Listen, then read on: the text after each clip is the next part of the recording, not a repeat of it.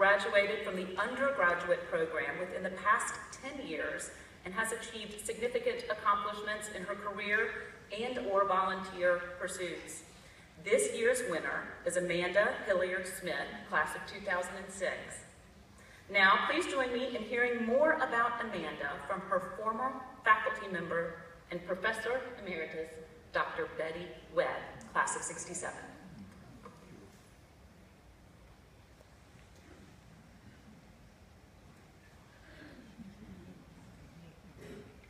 I'm delighted to have been asked to make a few remarks about Amanda Smith, the recipient of this year's recent Alumnae Award. Amanda's a student I know very well. I not only had her in class, but I also lived and traveled with her for 12 weeks in Europe. And believe me, you get to know a whole lot about a student when you're living and traveling with her for the entire summer. Amanda's an excellent student. She graduated from Meredith with a 3.9 average. She is passionate about history.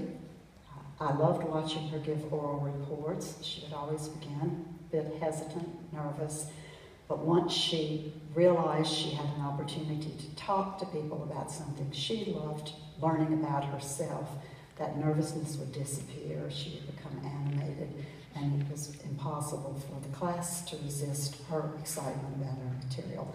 That's the mark of an excellent teacher. And she is an excellent teacher. She's been awarded this year's North Carolina History Teacher Award, and that's no surprise to any of us who knew her when she was at Meredith. She's not only an excellent teacher, she's been involved in curriculum and instructional work for the state of North Carolina. She's spent her summers traveling on interesting seminars that allow her to learn more about history, mostly 20th century history in various parts of the world.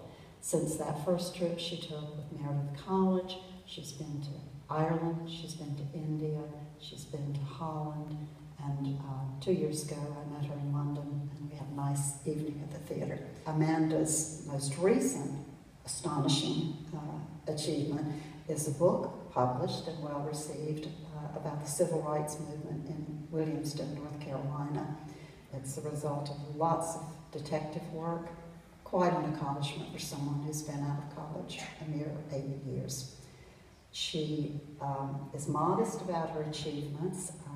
I did talk to her in preparation for these remarks and got her permission to tell you something that I think is perhaps the most astonishing about her. Amanda's a student who is fairly severely dyslexic.